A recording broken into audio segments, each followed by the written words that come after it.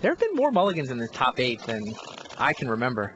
There's a lot of them. So Carson mulligan twice. And now Ding's going down to 6. Going down to 6. Do you know if all the standard and extended decks are going to wind up in the World's coverage eventually? That's definitely a question for Greg Collins. I know the decks have gone up in the past. And there's certainly 2 piles of deck lists in the back room that were hopefully not thrown away last night. Here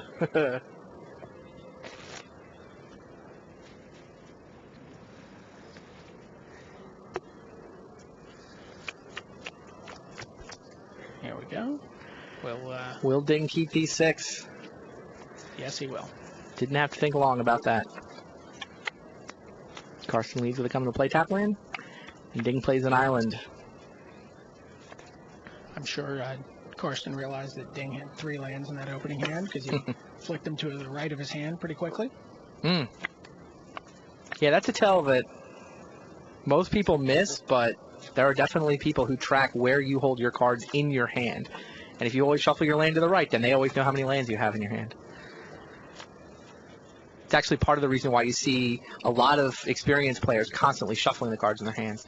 They recognize that if they have any pattern, they need to obliterate it. They need to make sure they're not giving information away, so they just constantly shuffle them.